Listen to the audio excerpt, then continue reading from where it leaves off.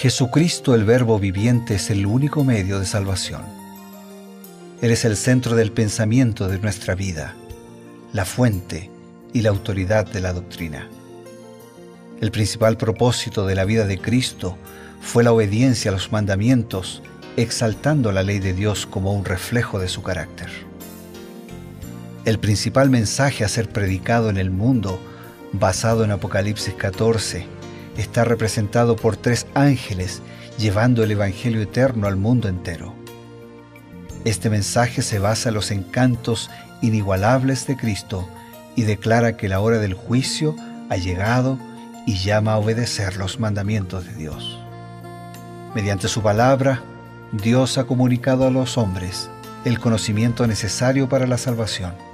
Las Santas Escrituras deben ser aceptadas como dotadas de autoridad absoluta y como revelación infalible de su voluntad.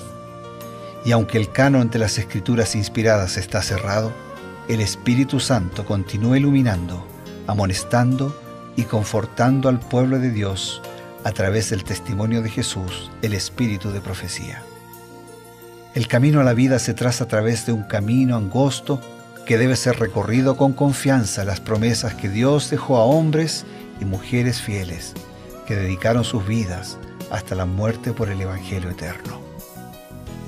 Los fundadores de la Iglesia soñaron con el día en que la revelación sería una realidad en sus vidas. Miraron con los ojos de la fe aquel día glorioso cuando finalmente la promesa sería cumplida en la venida magistral de Jesucristo a esta tierra para recompensar a cada uno según sea su obra.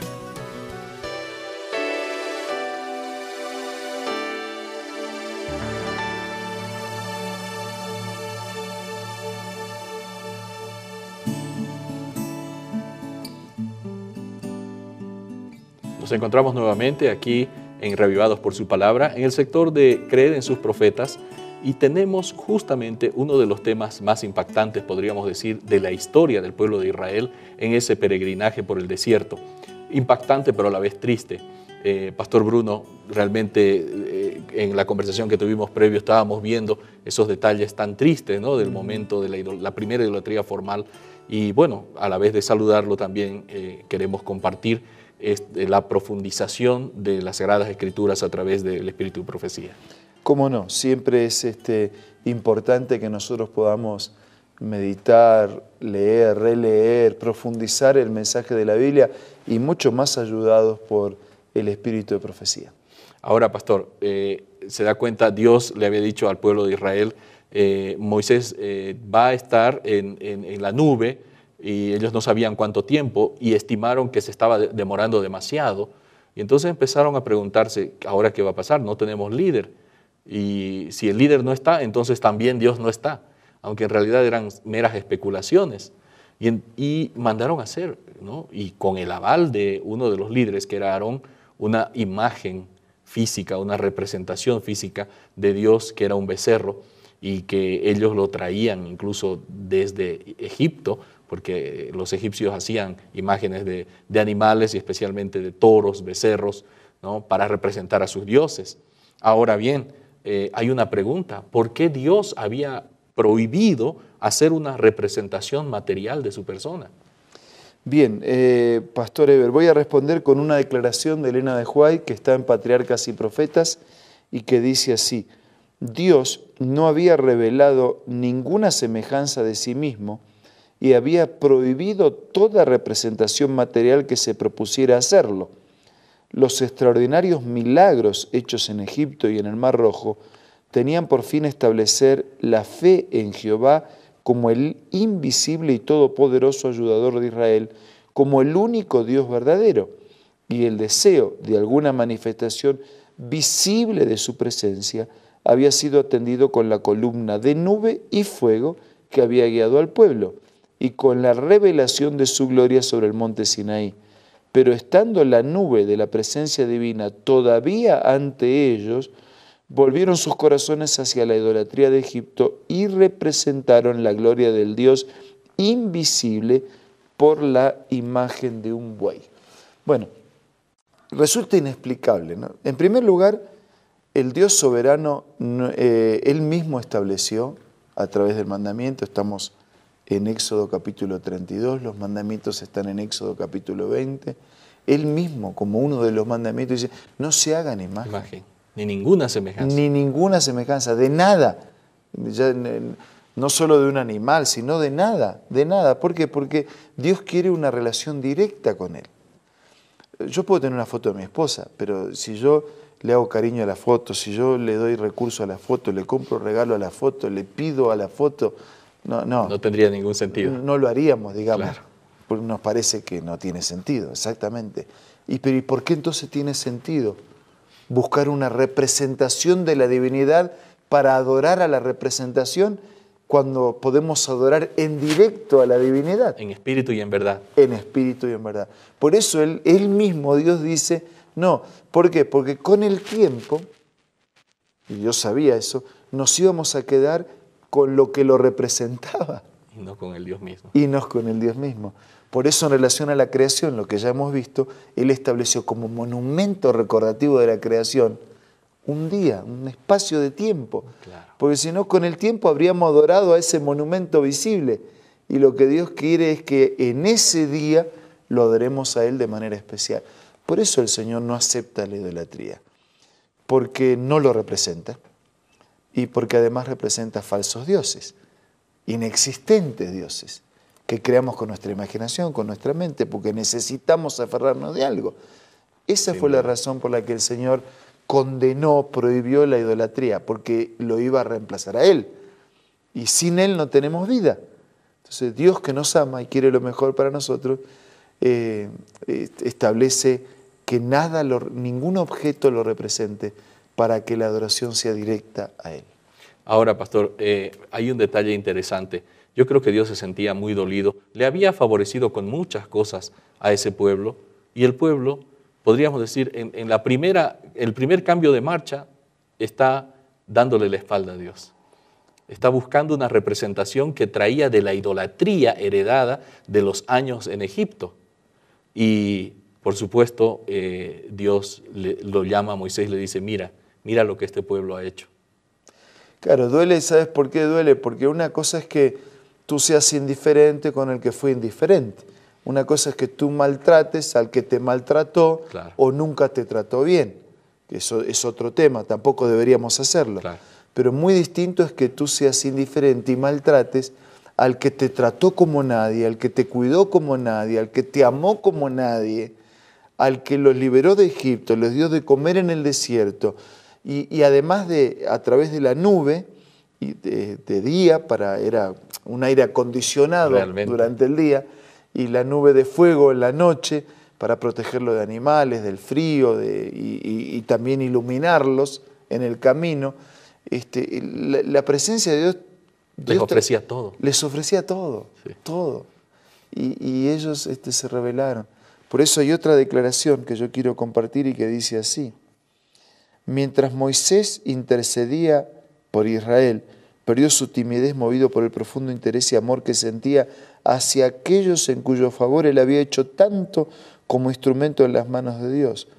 El Señor escuchó sus súplicas, otorgó lo que pedía tan desinteresadamente, examinó a su siervo, probó su fidelidad, su amor hacia aquel pueblo ingrato inclinado a errar, y Moisés soportó noblemente la prueba. Su interés por Israel no provenía de motivos egoístas, apreciaba la prosperidad del pueblo escogido de Dios más que su honor personal, más que el privilegio de llegar a ser el padre de una nación poderosa.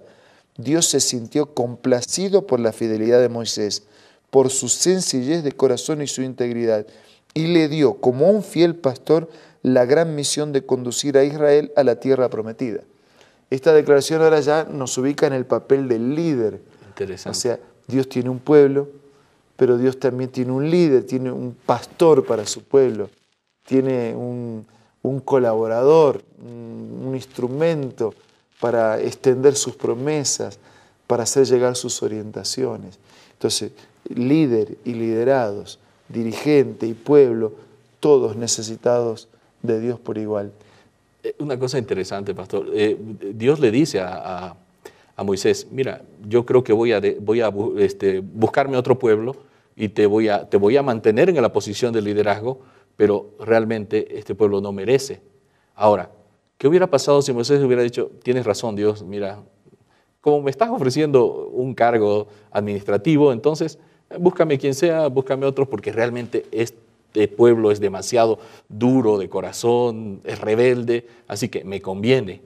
Pero interesantemente él reacciona distinto y parece que Dios estaba esperando esa prueba, como dice, ¿no? Ha leído esa cita interesante que al notar esa cualidad de carácter, ese rasgo importante de su liderazgo, Dios dice que se ve complacido en el carácter de Moisés. Claro, porque sabes que esa es la esencia de Dios.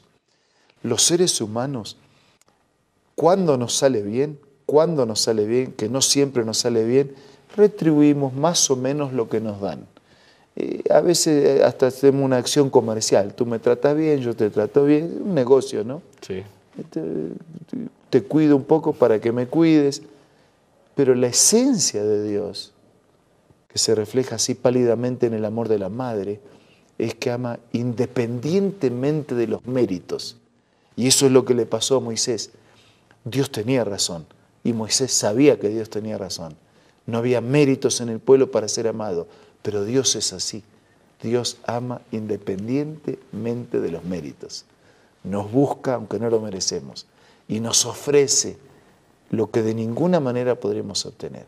Entonces ahí es donde uno dice, pero ante tamaña dimensión del amor de Dios, o de Moisés en este caso que lo representaba, es cómo cerrarnos, ¿no? Cómo negarnos, cómo rechazar, cómo rebelarnos, cómo impedir que el amor de Dios llene nuestra vida. Y como la elección es nuestra, Dios va a llenar nuestra vida con su amor, a menos que nosotros, obstinada y persistentemente, se lo impidamos. Gracias, pastor. Esa persuasión tan importante, amigos, ustedes se dan cuenta, no podemos rechazar el amor de Dios. Tenemos un mensaje importante para ustedes también. Hola, acompáñame en esta lectura. Compañeros de peregrinación, estamos todavía entre las sombras y la agitación de las actividades terrenales, pero pronto aparecerá nuestro Salvador para traer liberación y descanso. Contemplemos por la fe el bienaventurado más allá, tal como lo describió la mano de Dios. El que murió por los pecados del mundo está abriendo de par en par las puertas del paraíso a todos los que creen en Él. Esta cita tú la puedes encontrar en el libro Profetas y Reyes, escritos por Elena G. de White. Te invito a que forme parte de tu biblioteca personal.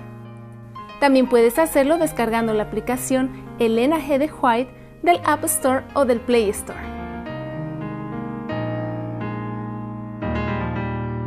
Hemos quedado con un mensaje importante, pero queremos reforzarlo, Pastor Bruno, esas palabras finales y la bendición. Amigos, hermanos, aceptemos el amor de Dios. Él va persistentemente, va a insistir ofreciéndonos su amor. Y nuestra decisión es aceptar o rechazar. Está claro cuáles son las consecuencias de uno y de otro. Por favor, sea agradecido, acepte este abrazo que el Dios soberano del universo le ofrece para vivir una vida diferente. Ahora vamos a orar. Señor, te agradecemos por este abrazo que nos ofreces, que significa perdón, paz, fuerzas para enfrentar las luchas y sobrellevar las cargas de cada día, fe, salvación, esperanza y eternidad. Señor, nunca más queremos rechazar este abrazo tan maravilloso de tu parte. Más, queremos vivir siempre abrazados a ti.